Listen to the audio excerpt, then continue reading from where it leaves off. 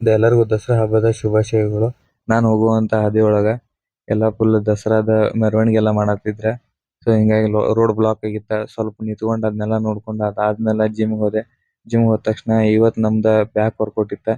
So ಇವತ್ತಿಂತ್ರ ನಮ್ದ single arm single muscle workout start ಮಾಡೇನಿ. ಸೊ ಹಿಂಗಾಗಿ ನಮ್ ಕೋಚ್ ನನ್ ಜೊತೆ ಜಾಯಿನ್ ಆಗ್ಯಾರ.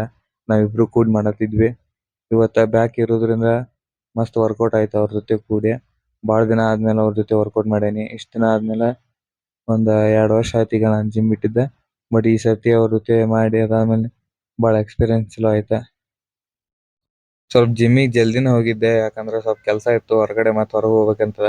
ಇವತ್ತು ಟೈಮಿಂಗ್ ಚೇಂಜ್ ಆಗಿತ್ತು. ಬ್ಯಾಕ್ ವರ್ಕೌಟ್ ಮುಗಿಸಿ ಆದ್ಮೇಲೆ ಬೈಸೆಪ್ ವರ್ಕೌಟ್ ಮಾಡ್ಕೊಂಡ್ವಿ. ಬೈಸೆಪ್ ವರ್ಕೌಟ್ ಮುಗಿಸ್ಕೊಂಡ ನಮ್ದ ವರ್ಕೌಟ್ ಎಲ್ಲ ಮುಗಿದ ಆದ್ಮೇಲೆ ಸ್ವಲ್ಪ ಹೊತ್ತ ಒಂದ್ 10-15 ನಿಮಿಷ ಕಾರ್ಡಿಯೋ ಮಾಡ್ಕೊಂಡ್ವಿ. ಕಾರ್ಡಿಯೋ ಮಾಡ್ಕೊಂಡ ನಮ್ ವರ್ಕೌಟ್ ಮುಗಿಸ್ಕೊಂಡ ಮತ್ತ ವಾಪಸ್ ಮನಿ ಕಡೆ ಹೊಂಟ್ನಿ.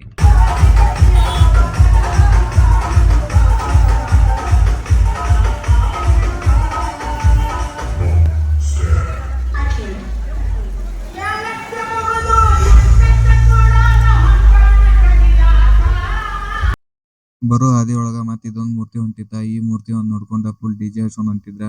ಇದನ್ನ ನೋಡ್ಕೊಂಡ ಅದಾದ್ಮೇಲೆ ಮನಿಗ್ ಬಂದ್ ರೆಡಿ ಆಗಿ ಮತ್ ಗಾಂಧಿ ಚೌಕ್ ಕಡೆ ಒಂದ್ ಮೂರ್ತಿ ಇತ್ತ. ಅಲ್ಲಿ ಹೋಗಿ ಅದನ್ನ ನೋಡ್ಕೊಂಡು ದರ್ಶನ ಮಾಡ್ಕೊಂಡು ಅದಾದ್ಮೇಲೆ ಪ್ರಸಾದ್ ಇತ್ತಲ್ಲಿ ಪ್ರಸಾದ್ ತಗೊಂಡ್ ಮನಿಗ್ ಬಂದೆ.